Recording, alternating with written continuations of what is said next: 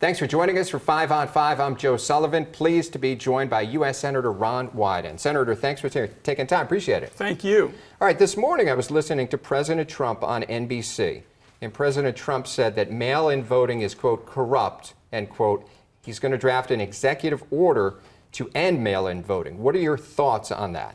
Well, it sort of takes your breath away that Donald Trump is being advised by Vladimir Putin with respect to democracy.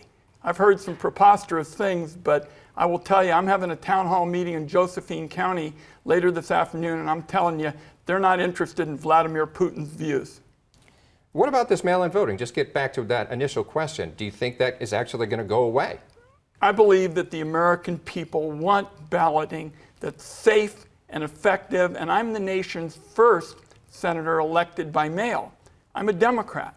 The second one was Gordon Smith, a Republican, and also we've got a long tradition of conservatives in Southern Oregon backing vote by mail, and the one that comes to mind is Dennis Richardson, a legendary conservative who basically told the Trump administration, you're off base in opposing vote by mail. Have you been impressed by President Trump in his efforts to negotiate with the Middle East and now his effort with Russia and Ukraine? Well, with respect to Russia, it's particularly important because we knew what we needed to do. What we needed to do was make sure that there was a ceasefire, and if there wasn't a ceasefire, that there would be consequences. Donald Trump, in baseball language, batted 0 for 2. How so? Because he couldn't put together an agreement with Putin, and if you look at it, other than flattering him from the time he landed the plane, he didn't do anything except try to butter him up, and he got nothing for it. You don't think this is an effort he has to talk to Zelensky and others about this before putting this together, possibly? I'm very hopeful that Zelensky and the European allies can help us get things moving, but he certainly got played on Saturday. You're holding town halls all over Oregon. What are you hearing most from the people in Oregon? The biggest issue is the one where the second word is bill.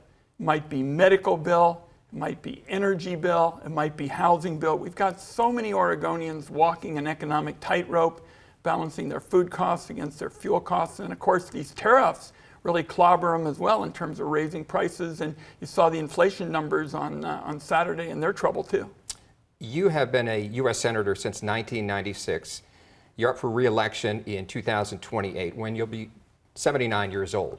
Will you be running again? Well, first of all, I'm focused on now. The best politics is to get good things done for people. So I'm not talking about elections years away. What I'm focused on is getting things done now. I plan to run in the future. We'll see what happens after 2026 in terms of the needs of Oregon, and that's what I'm focused on. All right. We're going to take a quick break and be right back with part 2 of our 5 on 5. Stay with us.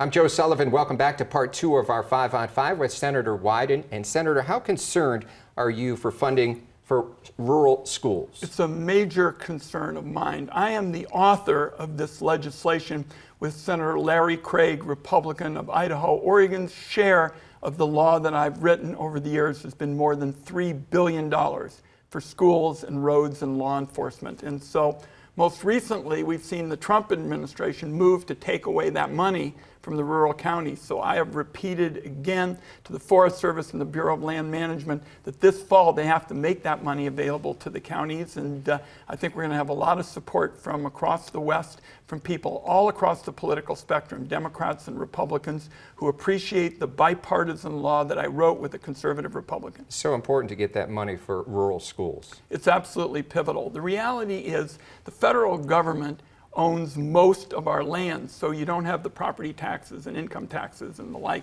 that a lot of these other states have. And I'm making this a top priority, and as the author of this legislation, we're going to have a really strong grassroots network across the West till we get it done. Will there be any action this fall with the Jeffrey Epstein files? Where are we with this? I'm leading an effort which I think is what you have to get something done, and it's called Follow the Money. And particularly the Treasury Department and our investigators have been at it for years now, have found that thousands of wire transfers were issued by Jeffrey Epstein. They name women, they name name billionaires, all kinds of influential people, and I think the American people deserve to see that. So the IRS is key to this, isn't it? The IRS is key, the Treasury Department is key, and I will tell you, a lot of banks have been sleepwalking their way through this over the years, and we want some accountability there. I want two things. I want the American people to see what's in that data, and then I want to have the reforms to make sure that something horrifying like this doesn't happen again. Jeffrey Epstein was a substitute teacher in a high school. He wasn't a rich guy, he wasn't an expert at taxes, and he almost became a billionaire through a global sex trafficking ring, and I want to make sure it doesn't happen again. Why, when Joe Biden was president, don't you think this moved Well, forward? I pushed very hard, and let me tell you exactly what happened. The Biden administration allowed me to see the files. They're documents, they're called SARS, documents that raise serious security questions. And then I went back, because you're not allowed to take them out of the building then. I went back to the Senate Republicans and I said, help me get a subpoena. Then we can really see everything. And the Republicans rejected my offer. Have you seen the names on the Epstein file? All the names? My staff and the Democratic and Republican staff of the Finance Committee has seen all the data. Interesting. All right, is there anything else you'd like to talk about? We have about a minute left. I think it covers a lot of ground, but what I'll tell you, this fall, we're going to be working to stop the insurance companies from ripping off taxpayers on healthcare costs. There's something called upcoding. They take something that is small and not serious, blow it up so that they can get more money out of taxpayers. Senator Wyden, thank you very much for stopping by. Appreciate it. Thanks for having me. All right, stay with us. We'll be right back with more local news.